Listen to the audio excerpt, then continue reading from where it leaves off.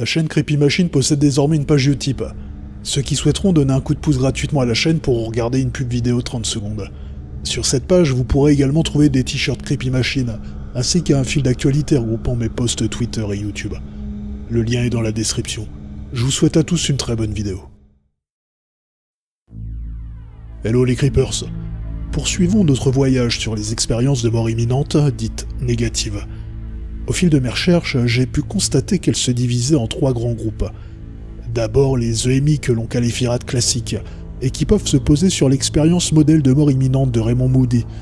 Bien que son travail soit contesté du fait qu'il l'a pendant très longtemps orienté vers la spiritualité plutôt que sur le pan scientifique, Moody est un des précurseurs de l'étude des EMI. Philosophe et médecin, il a recueilli pendant 20 ans de nombreux témoignages et a ainsi pu créer un modèle type d'expérience que je trouve plutôt intéressant. Nous en avons déjà parlé dans la précédente vidéo, et même s'il y a d'autres traits communs, la décorporation, le tunnel de lumière, le sentiment de bien-être sont sans doute les éléments les plus significatifs, mais parfois cette expérience peut être vécue de manière négative. En effet, le sujet ne souhaite alors pas mourir, et lutte pour sa conservation. La panique, la peur de disparaître, transforme alors l'expérience en vécu traumatique. Ce refus de mourir peut alors avoir plusieurs explications. Le refus d'abandonner des proches qui ont besoin de nous, ou plus simplement, la peur de la perte de son ego. Dans ces cas, on parle généralement de NDE inversé. Il y a ensuite les expériences dites infernales, où monstres et démons sont légion, torturant les damnés, dans un lieu terrifiant ne laissant que peu de place à l'interprétation. L'enfer. Avoir foi en la religion chrétienne ne semble pas être un indispensable pour vivre une EMI infernale. En effet, être athée ne signifie pas être dispensé culturellement d'une vision très judéo-chrétienne de ce à quoi devrait ressembler l'enfer. Par conséquent, un non-croyant peut très bien vivre une expérience empreinte de religion, car en effet, il semblerait que le bain culturel dans lequel on vit aurait une incidence sur le type d'expérience vécue. Bien qu'il semblerait qu'il y ait de très nombreux points communs sur ces expériences, et ce dans toutes les cultures, un certain nombre de différences existent. Steven Lorès, neurologue et chercheur belge, dit à ce sujet: au Maghreb, certains récits décrivent plutôt une porte qu'un tunnel. Et en Russie, il semblerait qu'il y ait davantage de EMI négatives, avec des visions terrifiantes. Steven Lorès dit aussi qu'en Inde, on évoque plutôt une rivière qu'un tunnel avec de la lumière. Bert Engman, psychiatre et neurologue allemand, lui aussi dit: en Inde, les récits rapportent l'apparition de stigmates sur le corps et la rencontre avec des divinités. Malheureusement, l'étude autour des EMI reste encore plutôt confidentielle. Il n'existe pas d'études croisant les différences et les points communs culturels sur les expériences de mort imminente. Enfin, le troisième type d'expérience est celle du vide, du néant, du rien, du noir absolu. C'est sans doute celle qui me heurte le plus. Voici l'expérience d'une jeune femme de 19 ans, nommée T. J'avais environ 19 ans. J'étais à l'université de New York. Je vivais de manière assez équilibrée. J'étais juste une adolescente urbaine, normale et heureuse. J'étais un peu naïf pour mon âge en raison de mon éducation. Ma famille est austro-hongroise, de la classe moyenne supérieure, pas particulièrement religieuse, mais avec de bons principes moraux. C'était par une nuit froide, et je faisais la fête avec des amis dans un appartement de l'Upper East Side. J'avais oublié l'heure et j'ai essayé de trouver la meilleure façon de retourner au moindre coup à mon appartement en centre-ville, car j'étais une étudiante peu argentée. Je voulais autant que possible me débrouiller toute seule, sans l'aide financière de ma famille. Il était trop tard pour prendre les transports en commun, prendre un taxi était trop cher. La petite amie d'un de mes amis avait une coccinelle. Elle habitait à 4 ou 5 pâtés de maison de chez moi. Elle m'a demandé si je voulais qu'elle me ramène en centre-ville. J'ai répondu oui. Quand nous nous sommes préparés à partir, j'ai remarqué que nous allions être 7 dans cette petite voiture. Mon raisonnement d'adolescente l'a accepté. C'était un trajet relativement court. Il y avait 3 personnes assises sur la banquette arrière et une fille allongée sur ses 3 passagers arrière. J'étais assise à l'avant, surplombant le levier de vitesse de la voiture, entre le conducteur et mon ami. La dernière plaque de rue que je me rappelle avoir vue correspondait à la 52e rue, ou la 53e. Juste au moment où nous nous approchons du carrefour suivant, j'ai pu voir une grande voiture noire arriver, très vite, en direction de la 11e avenue, et sans doute en provenance de la 51e rue. J'ai remarqué qu'elle roulait à contresens dans cette rue à sens unique. J'ai tourné la tête pour avertir le conducteur de la situation, et j'ai vu son regard, de pure terreur. Encore aujourd'hui, je peux revoir son visage quand je ferme les yeux. Il savait déjà qu'il n'allait pas pouvoir éviter cette voiture qui roulait bien trop vite. Je savais que nous allions avoir un accident, et je me suis retourné pour le voir se produire. Je n'avais aucun moyen de me mettre plus en sécurité, et le temps manquait. J'ai entendu l'impact, le son du métal broyé, et un bruit de verre brisé. Ensuite, tout s'est évanoui. Le rien est difficile à décrire. Aucun stimuli sensoriel. Je ne sais pas comment le décrire autrement que par le noir ou le néant. C'était similaire à une anesthésie générale, mais je suis parti instantanément, pas progressivement. C'était comme de la peinture noire, coulant très vite sur une fenêtre. Il n'y avait aucune sensation de temps, ni de relation spatiale avec quelque chose ou quelqu'un. Je n'avais pas la capacité de penser ni de raisonner. C'était simplement rien. Je n'étais pas moi, ni personne, ni dans aucun endroit. C'est difficile à expliquer. J'ignore combien de temps a duré cette sensation. Il n'y avait pas de relation au temps. Puis quelque chose a commencé à m'arriver.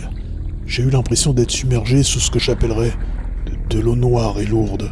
C'était comme si je suffoquais, que ma respiration était comprimée dans ma poitrine. Je pouvais pas inspirer.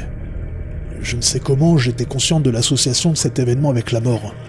L'eau noire et lourde n'était pas réellement noire, c'était une couleur qui n'existe pas. C'était obscur et bizarre. Je n'ai jamais vu cette couleur, avant ou depuis l'expérience. À ce moment-là, j'étais en mesure de raisonner. J'ai senti une grande sensation de panique m'envahir. Je ne sais comment. J'ai compris instinctivement que si je ne commençais pas rapidement à nager vers le haut, afin de mettre la tête hors de cette eau noire et lourde, je me noierais dedans, sans nul doute, et je resterais ainsi éternellement. J'avais la sensation d'être très profond, sous cette substance, pareille à l'eau ou que sais-je. J'étais terrifié à l'idée de rester pour toujours dans cet état ou cet endroit, si je n'essayais pas de me sortir de là. J'ai donc commencé à utiliser tout mon esprit et mon énergie pour nager vers le haut, en direction de l'air, aussi vite que je le pouvais. C'était une lutte très fatigante. J'ai eu l'impression de nager pendant très longtemps et de n'arriver nulle part. À aucun moment, je n'ai eu le sentiment que j'étais en train de gagner ce combat, vers la liberté. Je n'ai pas abandonné, j'ai continué de nager, allant à l'instinct dans la direction que je pensais être le haut. Je n'ai jamais pensé que cette direction n'était pas la bonne. En fait, je n'y ai même pas réfléchi. J'ignore comment j'ai su que c'était la bonne orientation. Puis tout d'un coup, j'ai pu entendre des voix parlant autour de moi. C'était comme si quelqu'un avait mis en marche mon audition. Je ne possédais aucun autre sens. Je pouvais seulement entendre des voix. Rien de visuel. Je pouvais pas ressentir le toucher, ni la température, ni la douleur. Je me rappelle nettement ce que disaient ces voix. Je me rappelle par exemple... Veuillez libérer de ce côté. Dépêchez-vous, ça va exploser, sortez-là maintenant. Ça brûle méchamment. Beaucoup de panique, la voix de mon ami qui hurlait, mais c'était incompréhensible.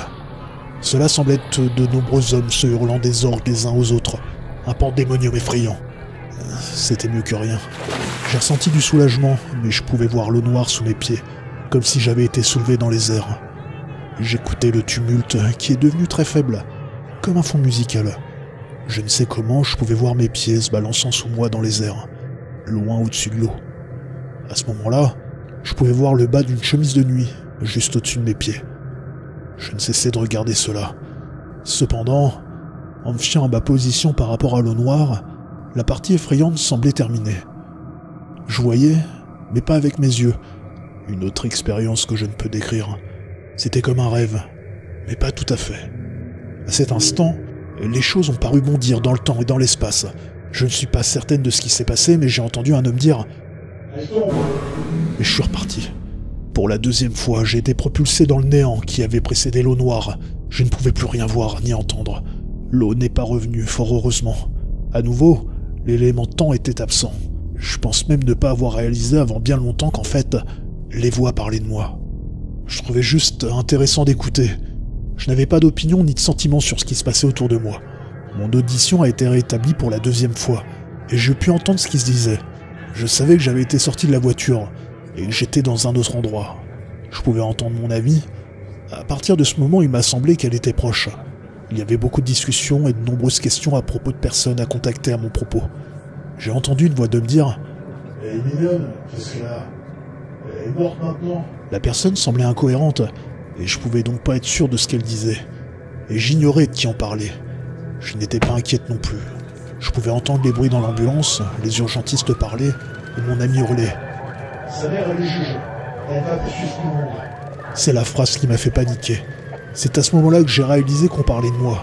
J'ai tenté de parler, hurler, bouger, n'importe quoi pour leur faire savoir que je pouvais les entendre, que j'étais là.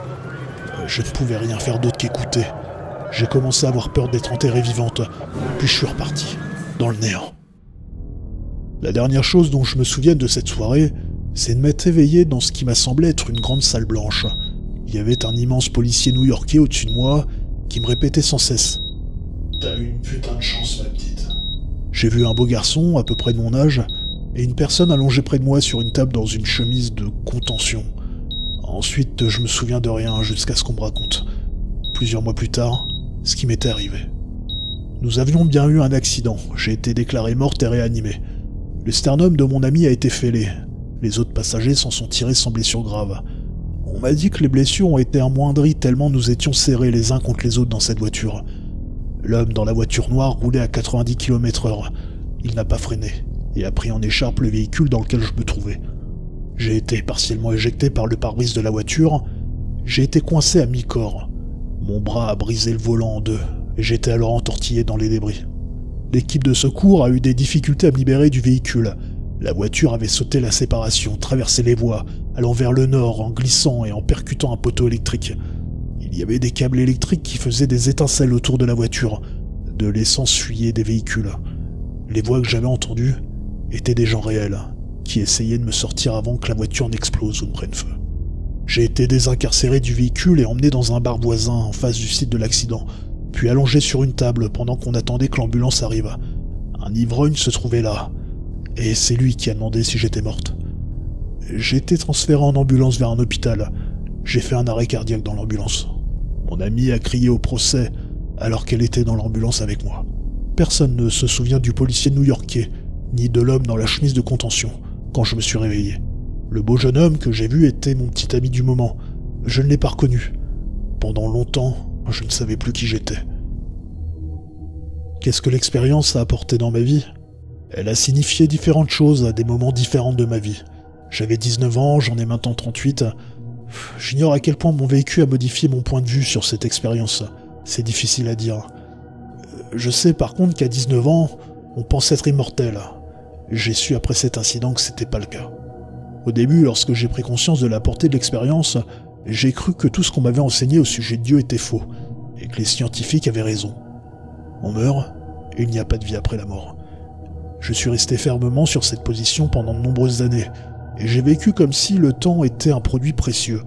Je voulais tout vivre et ne rien rater, parce que je croyais que c'était tout ce dont nous disposions. Je suis beaucoup plus prudente sur ma façon de vivre.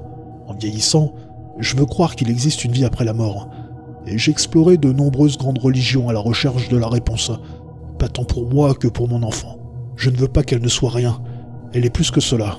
Cela me déconcerte qu'un si brillant et magnifique esprit puisse être là un instant, puis ne plus exister. C'est la plus grande inquiétude que j'ai. Je ne voulais pas avoir d'enfant avant de répondre à cette question. Mais dans la vie se produisent des choses que nous ne maîtrisons pas. Une partie de moi continue à penser que nous faisons seulement partie d'un laboratoire de chimie, hors de contrôle, que l'on appelle la Terre. Nous vivons et nous mourrons. Je ne veux pas que cela soit vrai, mais je n'ai pas le choix. Il ne me reste plus qu'à attendre et voir ce qui se passera, quand moi aussi, je m'en irai pour de bon.